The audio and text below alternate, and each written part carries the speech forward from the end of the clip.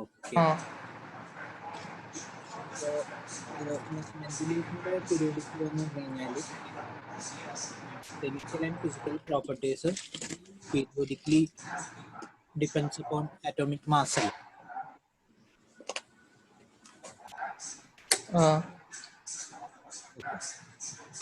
അപ്പൊ അത് എന്തുകൊണ്ടാണെന്ന് മെന്റലീഫിന് പറയാൻ പറ്റിയില്ല. I mean how does atomic mass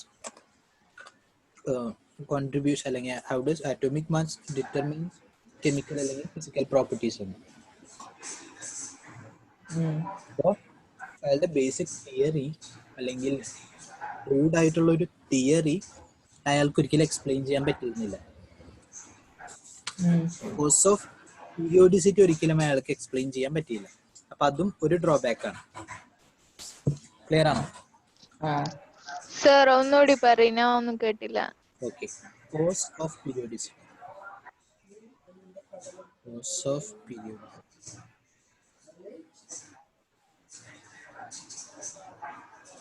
ഇവിടെ എന്താണ്, എങ്ങനെ അയാൾ പറഞ്ഞത് എന്താണ്? പീരിയോഡിസിറ്റി അതായത് അറ്റോമിക് മാസിന്റെ അനുസരിച്ചാണ് കെമിക്കൽ അല്ലെങ്കിൽ ഫിസിക്കൽ പ്രോപ്പർട്ടീസ് പീരിയോഡിക്കലി മാറാം അല്ലേ?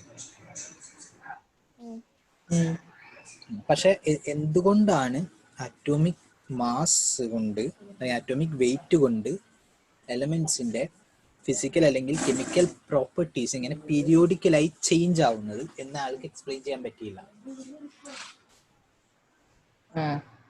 ക്ലിയർ ആണോ ഫാത്തിമ? ഓക്കെ. സപ്പോസ് ക്ലാസ്സിലൊരു ഇപ്പോൾ ഫാത്തിമ ക്ലാസ്സിലുള്ള എല്ലാവരെയും അവരുടെ എന്താ പറയുക വെയിറ്റ് അനുസരിച്ച് ഇങ്ങനെ ഒരു ബെഞ്ചിലിരുത്തി എന്നിട്ട് പറയാണ് ഇവരിൽ ഈ അറ്റത്ത് നിന്നിട്ട് ഈ അറ്റത്ത് നിന്ന് വരെയുള്ളവരാണ് എന്താ പറയാ നല്ല ഹാൻഡ് റൈറ്റിംഗ്. ചിലപ്പോൾ ട്രൂ ആയിരിക്കാം, ഐ മീൻ ഒരു സ്പെസിഫിക് കേസിൽ ട്രൂ ആയിരിക്കാം അല്ലേ? പക്ഷെ ഒരിക്കലും എന്തുകൊണ്ടാണ് അവരുടെ ബോഡി വെയിറ്റ് അവരുടെ ഹാൻഡ് റൈറ്റിങ്ങിനെ ഡിപ്പെൻഡ് ചെയ്യുന്നതെന്ന് ഒരിക്കലും എക്സ്പ്ലെയിൻ ചെയ്യാൻ പറ്റില്ല. ക്ലിയർ ആണോ? അതെ, അതുപോലുള്ളൊരു സിറ്റുവേഷൻ ആണ്. ഇയാളിപ്പോ ഒരു അറ്റോമിക് മാസ് വെച്ചിട്ട് അറേഞ്ച് ചെയ്തപ്പോൾ പ്രോപ്പർട്ടീസ് ഒക്കെ സിമിലർ ആയൊരു നല്ല അറേഞ്ച്മെന്റിൽ വന്നു. പക്ഷെ അത് എന്തുകൊണ്ടാണെന്ന് ആൾക്ക് പറയാൻ പറ്റിയില്ല ഒരിക്കലും. അപ്പൊ അവിടെ ആ ബേസിക് തിയറി തന്നെ തെറ്റായിപ്പോയല്ല, ഒരു ഹൈപ്പോത്തറ്റിക്കലായി. നമുക്കൊരിക്കലും അതിലൊരു പ്രോപ്പർ ആയിട്ടുള്ള ഒരു കാര്യം മനസ്സിലാക്കാൻ പറ്റിയില്ലായിരിക്കും. അപ്പൊ പ്രോപ്പർ ആയിട്ടൊരു എക്സ്പ്ലനേഷൻ ഇല്ലെങ്കിൽ അതിന്റെ ബുദ്ധിമുട്ട് എന്താ?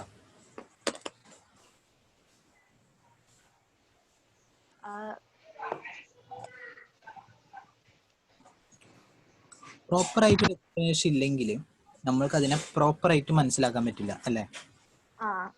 അതുപോലെ തന്നെ അതിനെ നമുക്ക് മോഡിഫൈ ചെയ്യാൻ പറ്റില്ല. അതായത് ഇപ്പൊ സൂപ്പർസ്റ്റീഷ്യസ് ആയിട്ടുള്ള കാര്യങ്ങളില്ലേ, ഇപ്പോ മെഡിസിൻ ആയാലും സൂപ്പർസ്റ്റിഷൻ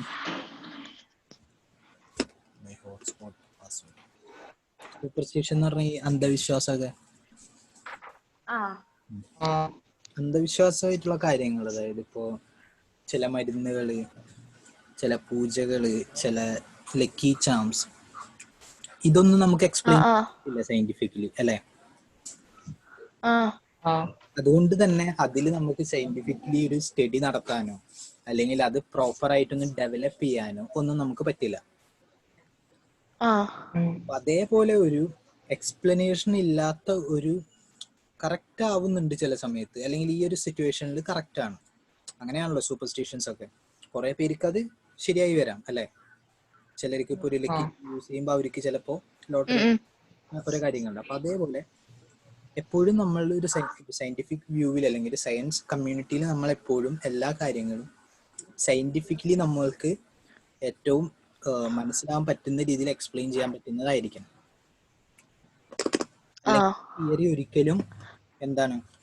തിയറി ഒരിക്കലും പ്രോപ്പർ അല്ല. സെയിം ഉണ്ട്, അതായത് ആൽബർട്ട് ഐൻസ്റ്റീൻ പറഞ്ഞതാണ്, theory is something only the person who made it understands. അല്ലെങ്കിൽ ആ ഉണ്ടാക്കിയ ആളൊഴിച്ച് ബാക്കി എല്ലാവരും ക്വസ്റ്റ്യൻ ചെയ്യുന്ന ഒരു കാര്യമാണ് എന്ത്? തിയറി. ഹലോ. പക്ഷെ എക്സ്പെരിമെന്റ് എന്ന് പറഞ്ഞു കഴിഞ്ഞാല് ചെയ്ത ആളൊഴിച്ച് ബാക്കി എല്ലാവരും അത് വിശ്വസിക്കും. ചെയ്ത ആളായിരിക്കും അതിനെ ഏറ്റവും ക്വസ്റ്റ്യൻ ചെയ്യാം. കാരണം എക്സ്പെരിമെന്റ് ഒരാൾ ചെയ്യുമ്പോൾ അത് കുറെ ഡൗട്ട് വെച്ചിട്ടാണ് ആൾ ചെയ്യുന്നത് അല്ലേ? ഒരു എക്സ്പെരിമെന്റ് ചെയ്ത് കഴിയുമ്പോഴും അതിൽ കുറെ ഡൗട്ടുകൾ വരും. തിയറിയുടെ കാര്യമാണെങ്കിൽ തിയറി ഉണ്ടാക്കിയ ആള് മാത്രമാണ് അതിനെ ക്വസ്റ്റ്യൻ ചെയ്യാതിരിക്കുള്ളൂ. ബാക്കി എല്ലാവരും തിയറിയെ ക്വസ്റ്റ്യൻ ചെയ്യും. അപ്പൊ തിയറിക്കൊരു പ്രോപ്പർ വളരെ സോളിഡ് ആയിട്ടുള്ളൊരു എക്സ്പ്ലനേഷൻ അല്ലെങ്കിൽ ഒരു അണ്ടർസ്റ്റാൻഡിങ് ഇല്ലാത്തിടത്തോളം കാലം എപ്പോഴും നമ്മൾ വേറൊരു ബെറ്റർ ആയിട്ടുള്ളൊരു തിയറിയിലേക്ക് പോകും. ഇവിടെ കുറെ ഡ്രോബാക്സും ഉണ്ട്. അങ്ങനെയാണ് മോഡേൺ പീരിയോഡിക് ലോ അല്ലെങ്കിൽ ഇപ്പോഴത്തെ നമ്മളുടെ മോഡേൺ പീരിയോഡിക് ടേബിൾ വന്നത്. അപ്പോ മെന്റലീഫ് എന്നാണ് ഇത് ഉണ്ടാക്കിയത്?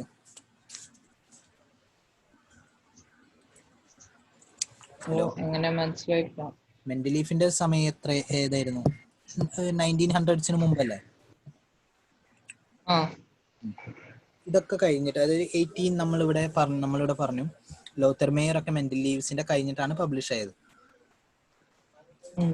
അപ്പൊ ഒരു 1890 ആ സമയത്താണ്. അപ്പൊ 1913 ഒരു ഇംഗ്ലീഷ് ഫിസിസിസ്റ്റ് ഹെൻറി മോസ്ലി എന്ന് പറഞ്ഞ ഒരു സയന്റിസ്റ്റ്, അതായത് മെന്റലീഫിന്റെ ഈ ടേബിൾ വന്നു കഴിഞ്ഞപ്പോൾ ആ ഏരിയയിൽ കുറെ പേര് റിസർച്ച് ചെയ്ത് തുടങ്ങി.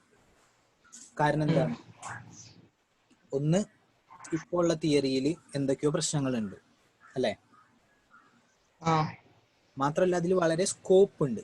അതായത് ഈ ഒരു അറേഞ്ച്മെന്റ് കൊണ്ട് ഉണ്ടാവുന്ന കുറെ ഗുണങ്ങളുണ്ട്. പ്രെഡിക്റ്റ് ചെയ്യാം, നമ്മൾക്ക് ഓരോന്നും യൂസേജിനൊക്കെ ഉള്ളത് സെലക്ട് ചെയ്യാം പ്രോപ്പറായിട്ട്.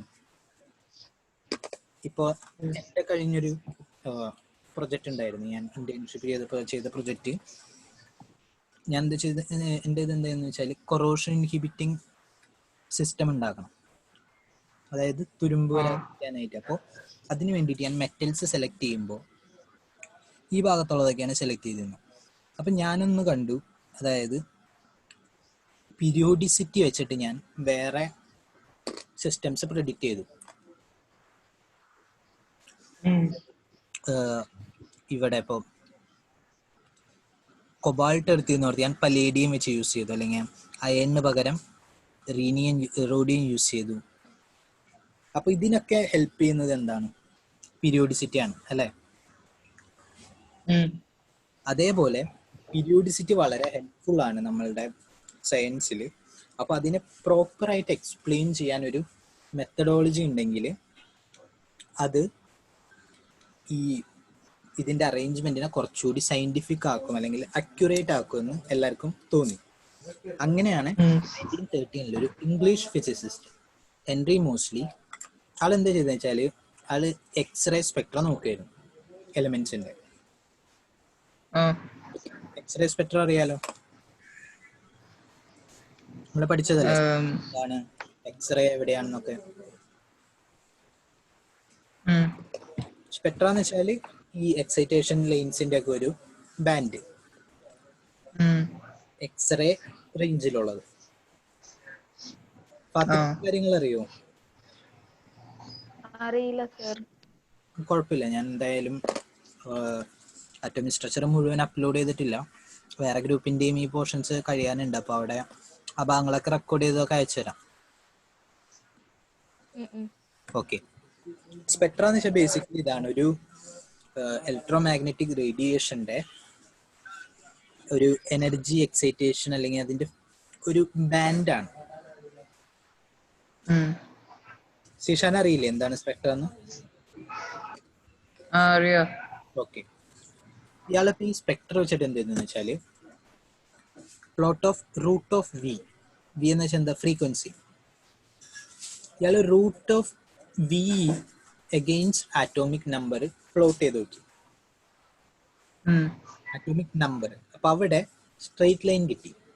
പിന്നെ അയാൾ ആറ്റോമിക് മാസുമായിട്ടും പ്ലോട്ട് ചെയ്ത് നോക്കി. പക്ഷെ അവിടെ ഒരു സ്ട്രെയിറ്റ് ലൈൻ അല്ലെങ്കിൽ ഒരു പ്രോപ്പർ കർവ് കിട്ടിയില്ല. സ്ട്രെയിറ്റ് ലൈൻ കിട്ടിയപ്പോ ഈ എക്സ്റേ എന്ന് വെച്ചാൽ എന്താ? എക്സ്റേ സ്പെക്ട്ര എന്ന് വെച്ചാൽ ഒരു പ്രോപ്പർട്ടി അല്ലേ അത്? അതിന്റെ കെമിക്കൽ പ്രോപ്പർട്ടിനെ കുറിച്ച് പറയാൻ പറ്റും അല്ലെ? എന്തുകൊണ്ടാണ് കെമിക്കൽ പ്രോപ്പർട്ടിനെ കുറിച്ച് പറയാൻ പറ്റുന്നത്? എക്സ്റേ സ്പെക്ട്ര എന്ന് പറയുമ്പോൾ എക്സ്റേ റേഞ്ചിലുള്ള എക്സൈറ്റേഷൻസ് ആണ്. എനർജി എത്ര അബ്സോർബ് ചെയ്യാൻ പറ്റും, എനർജി എത്ര റിലീസ് ചെയ്യാൻ പറ്റും എന്നുള്ള ഇൻഫർമേഷൻസ് ആണ്. ഓക്കെ, അപ്പൊ അതുകൊണ്ട് നമുക്ക് മനസ്സിലായി ആറ്റോമിക് മാസ് അല്ല, ആറ്റോമിക് നമ്പർ ആണ് എന്ത് പീരിയോഡിസിറ്റിനെ മാറ്റർ ചെയ്യുന്നത്. എന്തുകൊണ്ടാണ് ആറ്റോമിക് നമ്പർ മാറ്റർ ചെയ്യുന്നത് അല്ലെങ്കിൽ ഡിറ്റർമൈൻ ചെയ്യുന്നത്? എന്തുകൊണ്ടായിരിക്കാം? Number of protons. Number of protons and electrons. അല്ല, അതപ്പോ എങ്ങനെയാണ് അത് ഫിസിക്കൽ ആൻഡ് കെമിക്കൽ പ്രോപ്പർട്ടീസിനെ ഡിറ്റർമൈൻ ചെയ്യുന്നത്?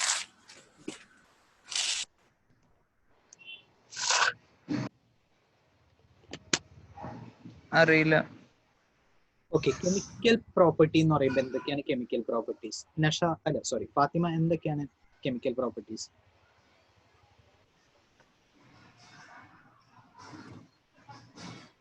ഫാത്തിമ ഫാത്തിമ കേൾക്കുന്നുണ്ടോ? ഹലോ ഫാത്തിമ, കെമിക്കൽ പ്രോപ്പർട്ടീസ് എന്ന് പറയുമ്പോൾ എന്തൊക്കെയാണ്? ഒരു എലമെന്റിന്റെ കെമിക്കൽ പ്രോപ്പർട്ടീസ് എന്ന് പറയുമ്പോൾ എന്തൊക്കെ പ്രോപ്പർട്ടീസ് വരും?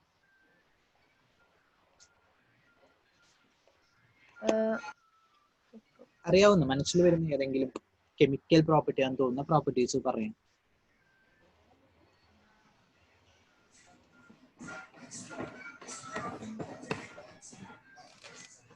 ഞാൻ ചോദിക്കാം. ഓക്കെ, കുഴപ്പമില്ല. ഞാനിപ്പോ വെള്ളത്തിൽ ഒരു എലമെന്റ് ഇടുന്നു. ഓക്കെ, അപ്പൊ അത് പൊട്ടിത്തെറിക്കുകയാണെങ്കിൽ അത് കെമിക്കൽ റിയാക്ഷൻ അല്ലേ? ഓക്കെ, കെമിക്കൽ പ്രോപ്പർട്ടി എന്ന് പറയുമ്പോൾ കെമിക്കലായിട്ട് എന്തെങ്കിലും വ്യത്യാസം വരുന്നുണ്ടോ, ഇന്ററാക്ഷൻസ് വരുന്നുണ്ടോ, അതാണ് നമ്മൾ കെമിക്കൽ പ്രോപ്പർട്ടീസ് എന്ന് പറയാം. ഉദാഹരണത്തിന് കെമിക്കൽ റിയാക്ഷൻസ് നടക്കില്ലേ? ഇപ്പോ എക്സോതെർമിക് റിയാക്ഷൻസ് ഉണ്ടാവും, എൻഡോതെർമിക് ഉണ്ടാവും, ചിലപ്പോൾ കളർ ചേഞ്ച് ആവും. ഓക്കെ, വെള്ളത്തിനായിട്ടുള്ള റിയാക്ഷൻ, മെറ്റൽസിനായിട്ടുള്ള റിയാക്ഷൻ, ആസിഡ് ആയിട്ടുള്ള റിയാക്ഷൻ, ബേസസ് ആയിട്ടുള്ള റിയാക്ഷൻ, ഇതൊക്കെ കെമിക്കൽ പ്രോപ്പർട്ടീസ് ആണ്. അതേപോലെ ഇലക്ട്രോനെഗറ്റിവിറ്റി. അപ്പൊ ഈ കെമിക്കൽ പ്രോപ്പർട്ടീസ് എന്തിനെ ഡിപ്പെൻഡ് ചെയ്യാം? ഇലക്ട്രോണിനെ. മനസ്സിലായോ? ഫാത്തിമ ക്ലിയർ ആണ് എന്തുകൊണ്ടാണ് ഇലക്ട്രോണിനെ ഡിപ്പെൻഡ് ചെയ്യുന്നതെന്ന്? കാരണം ഇലക്ട്രോൺ ആണ് റിയാക്ഷൻസിനെ ഗവേൺ ചെയ്യുക. അതായത് എത്ര ഇലക്ട്രോൺ ഉണ്ട്, ഇലക്ട്രോൺ റിലീസ് ചെയ്യാൻ എത്ര എളുപ്പമാണ്,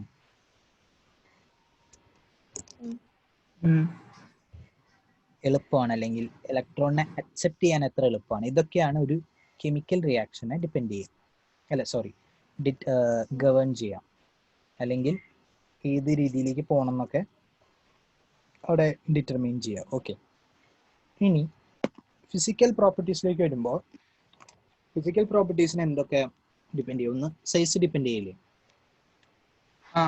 ആറ്റത്തിന്റെ സൈസ്. ആറ്റത്തിന്റെ സൈസ് എന്തിനാ ഡിപ്പെൻഡ് ചെയ്യാം? Atomic radius. അതായത് ഒന്ന് ഇലക്ട്രോൺസിനെ ഡിപ്പെൻഡ് ചെയ്യും അല്ലെ, എത്ര ഇലക്ട്രോൺ ഉണ്ട്. പിന്നെ ഒന്ന് നമ്മളുടെ ന്യൂക്ലിയസിൽ എത്ര പ്രോട്ടോൺസ് ഉണ്ട്. കാരണം പ്രോട്ടോൺസ് ആണ് എന്ത് ഇലക്ട്രോൺസിനെ അട്രാക്ട് ചെയ്യുക അല്ലെ. അപ്പൊ ന്യൂക്ലിയസിൽ ചാർജ് കൂടുന്നതോടെ എന്ത് പറ്റും? ഇലക്ട്രോൺ കുറച്ചുകൂടി ഉള്ളിലേക്ക് അട്രാക്ഷൻ കൂടും അല്ലെ. ഓക്കെ, അപ്പോ അറ്റോമിക് നമ്പർ എന്തുകൊണ്ടാണ് ഈ ഫിസിക്കൽ ആൻഡ് കെമിക്കൽ പ്രോപ്പർട്ടീസിനെ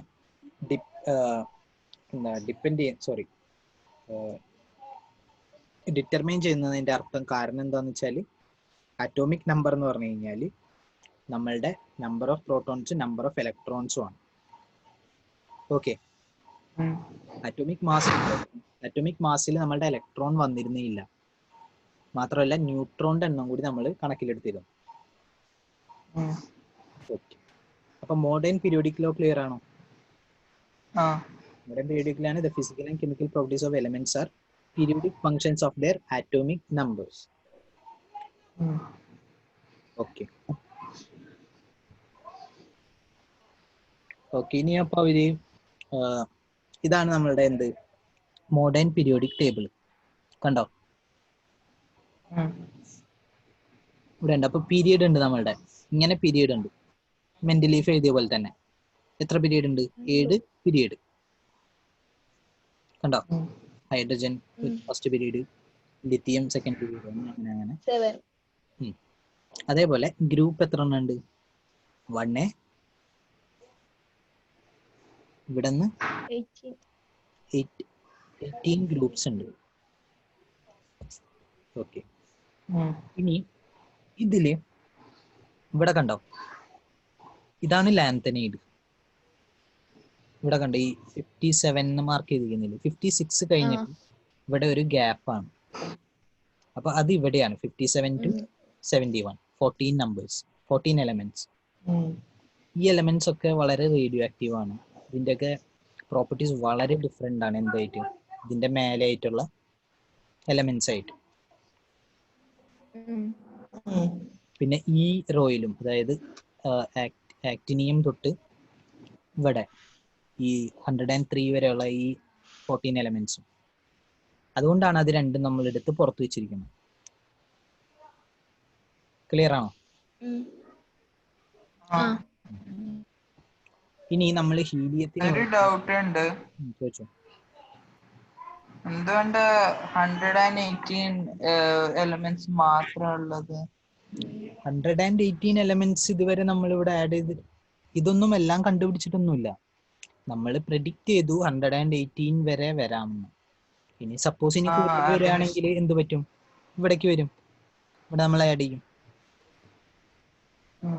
അതാണ് പീരിയോഡിക് ടേബിളിന്റെ ഒരു പ്രത്യേകത എന്ന് വെച്ചാൽ ഫ്രീഡം ഉണ്ട്, നമുക്ക് പുതിയ എൻട്രി ആഡ് ചെയ്യാനുള്ള ഒരു ഫ്രീഡം ഉണ്ട് അവിടെ. ക്ലിയർ ആണോ? കാരണം നമുക്കറിയാം എങ്ങനെയാണ് ഈ ട്രെൻഡ് എങ്ങനെയാണ്, അറ്റോമിക് മാസ് ആണെന്ന്. അപ്പൊ നമുക്ക് ഇവിടെ മോഡിഫൈ ചെയ്യാനുള്ള ഒരു ഫ്രീഡം ഉണ്ട്. ഓക്കെ, അപ്പോൾ 112 ഒക്കെ വരെ കണ്ടുപിടിച്ചു നമ്മൾ. ഇനിയുള്ളതിനൊക്കെ നമ്മൾ ഇവിടെ ഇങ്ങനെ പ്ലേസ് ഇട്ടിട്ടുണ്ട് കേട്ടോ. 13, 14, 15, 16, 17, 18 വരെ. ഹലോ, ഈ പ്ലേസ് ഇട്ടതിന് ഇതിന്റെ ഒക്കെ ഒരു ചെറിയ പ്രോപ്പർട്ടീസ് ഒക്കെ നമുക്ക് എന്ത് ചെയ്യാം? പ്രെഡിക്റ്റ് ചെയ്യാം. ഹലോ